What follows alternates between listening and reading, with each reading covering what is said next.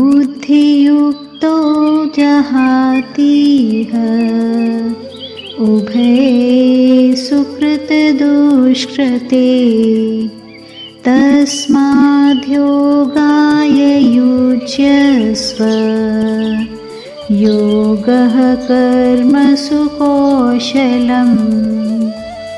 समता युक्त मनुष्य जीवित अवस्था में ही पाप पुण्य का त्याग कर देता है, यानी उसको पुण्य पाप नहीं लगते, वह उनसे रहित हो जाता है। जैसे संसार में पुण्य पाप होते ही रहते हैं, पर सर्वव्यापी परमात्मा को वे पुण्य पाप नहीं लगते, ऐसे ही जो समता में निरंतर स्थित रहता है उसको पुण्य पाप नहीं लगते। समता एक ऐसी विद्या है जिससे मनुष्य संसार में रहता हुआ ही संसार से सर्वथा निर्लिप्त रह सकता है। जैसे कमल का पत्ता जल से ही उत्पन्न होता है और जल में ही रहता है, पर वह जल से लिप्त नहीं होता, ऐसे ही समता युक्त पुरुष संसार में रहते हुए भी संसार से निर्लिप्त रहता है। पुण्य पाप उसका स्पर्श नहीं करते, यानी वह पुण्य पाप से असंग हो जाता है। वास्तव में ये आत्मा पुण्य पाप से रहित है ही, सिर्फ शरीर आदि के साथ संबंध जोड़ने से ही पुण्य पाप लगते हैं। अगर ये असत पदार्थों के साथ संबंध ना जोड़े तो ये आकाश की तरह निर्लिप्त रहेगा, इसको पुण्य पाप नहीं लगेंगे। इसलिए तुम योग में लग जाओ, यानी निरंतर समता में स्थित रहो। वास्तव में समता तुम्हारा स्वरूप है, इसलिए तुम नित्य निरंतर समता में ही स्थित रहते हो। सिर्फ राग द्वेष के कारण तुम्हें उस समता का अनुभव नहीं हो रहा है। अगर तुम हरदम समता में स्थित ना रहते तो सुख और दुख का ज्ञान तुम्हें कैसे होता, क्योंकि ये दोनों ही अलग अलग हैं। जब इन दोनों का तुम्हें ज्ञान होता है तो तुम इनके आने जाने में सदा सम रूप से रहते हो। इसी समता का तुम अनुभव करो। योगः कर्मसु कौशलम, कर्मों में योग ही कुशलता है, यानी कर्मों की सिद्धि असिद्धि में और उन कर्मों के फल की प्राप्ति अप्राप्ति में सम रहना ही कर्मों में कुशलता है। उत्पत्ति विनाशशील कर्मों में योग के सिवाय दूसरी कोई महत्व की चीज़ नहीं है। इन पदों में भगवान ने योग की परिभाषा नहीं बताई है, बल्कि योग की महिमा बताई है। अगर इन पदों का अर्थ कर्मों में कुशलता ही योग है, ऐसा किया जाए तो क्या आपत्ति है। अगर ऐसा अर्थ किया जाएगा तो जो बड़ी कुशलता से सावधानी पूर्वक चोरी करता है उसका वह चोरी रूप कर्म भी योग हो जाएगा। इसलिए ऐसा अर्थ करना अनुचित है। कोई कह सकता है कि हम तो विहित कर्मों को ही कुशलतापूर्वक करने का नाम योग मानते हैं, लेकिन ऐसा मानने से मनुष्य कुशलतापूर्वक किए गए कर्मों के फल में बंध जाएगा, जिससे उसकी स्थिति समता में नहीं रहेगी। इसलिए यहाँ कर्मों में योग ही कुशलता है, ऐसा अर्थ लेना ही उचित है। कारण कि कर्मों को करते हुए भी जिसके अंतःकरण में समता रहती है वह कर्म और उनके फल में बंधेगा नहीं। इसलिए उत्पत्ति विनाशशील कर्मों को करते हुए सम रहना ही कुशलता है, बुद्धिमानी है। इसलिए उत्पत्ति विनाशशील कर्मों को करते हुए सम रहना ही कुशलता है, बुद्धिमानी है। दूसरी बात, पीछे के 2 श्लोकों में और इस श्लोक के बीच में योग यानी समता का ही प्रसंग है, कुशलता का प्रसंग नहीं है। इसलिए भी कर्मों में योग ही कुशलता है, ये अर्थ लेना प्रसंग के अनुसार ठीक है। परिशिष्ट भाव, इस श्लोक में आए योगः कर्मसु कौशलम पदों पर विचार करें तो इनके 2 अर्थ लिए जा सकते हैं। पहला, कर्मों में कुशलता ही योग है, और दूसरा, कर्मों में योग ही कुशलता है। अगर पहला अर्थ लिया जाए तो कर्मों में कुशलता ही योग है, तो जो बड़ी कुशलता से सावधानी से चोरी ठगी आदि कर्म करता है उसका कर्म योग हो जाएगा। लेकिन ऐसा मानना उचित नहीं है, और यहाँ निषिद्ध कर्मों का प्रसंग भी नहीं है। अगर यहाँ शुभ कर्मों को ही कुशलतापूर्वक करने का नाम योग माने तो मनुष्य कुशलता पूर्वक किए गए शुभ कर्मों के फल से बंध जाएगा।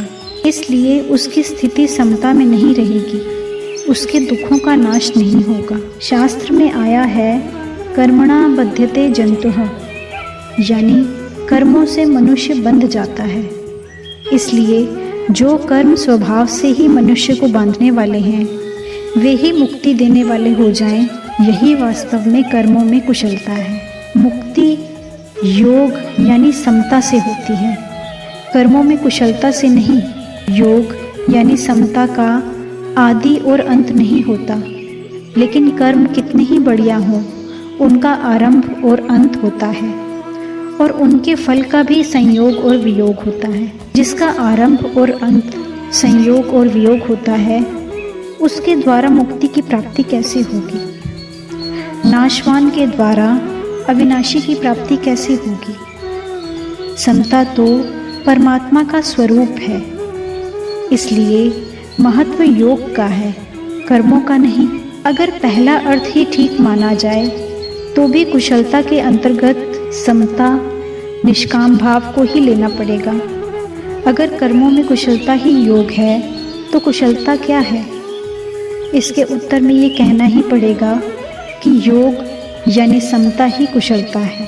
ऐसी स्थिति में कर्मों में योग ही कुशलता है, ऐसा सीधा अर्थ क्यों ना ले लिया जाए?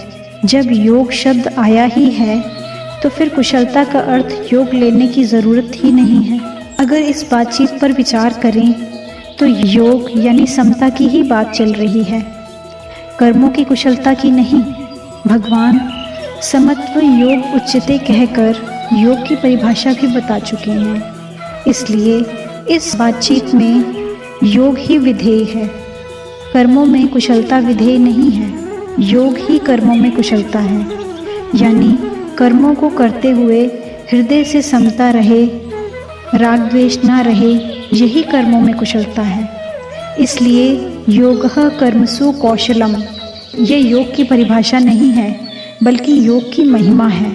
इसी श्लोक के बीच में भगवान ने कहा है कि समता से युक्त मनुष्य पुण्य और पाप दोनों से रहित हो जाता है।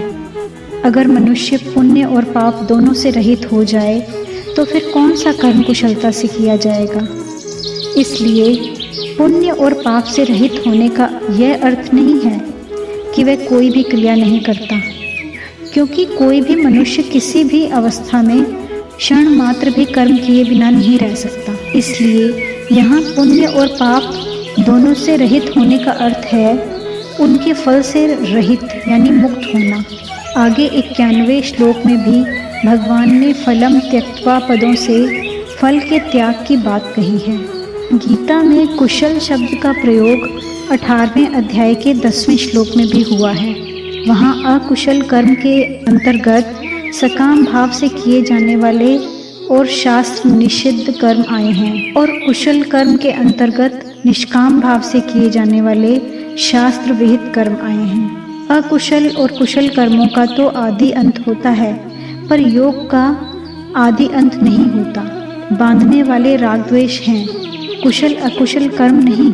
इसलिए राग पूर्वक किए गए कर्म कितने ही श्रेष्ठ क्यों ना हो, वे बांधने वाले हैं ही, क्योंकि उन कर्मों से ब्रह्मलोक की प्राप्ति भी हो जाए तो भी वहाँ से लौटकर पीछे आना पड़ता है। इसलिए जो मनुष्य अकुशल कर्म का त्याग द्वेष पूर्वक नहीं करता और कुशल कर्म का आचरण राग पूर्वक नहीं करता, वही वास्तव में त्यागी, बुद्धिमान, संदेह रहित और अपने स्वरूप में स्थित है।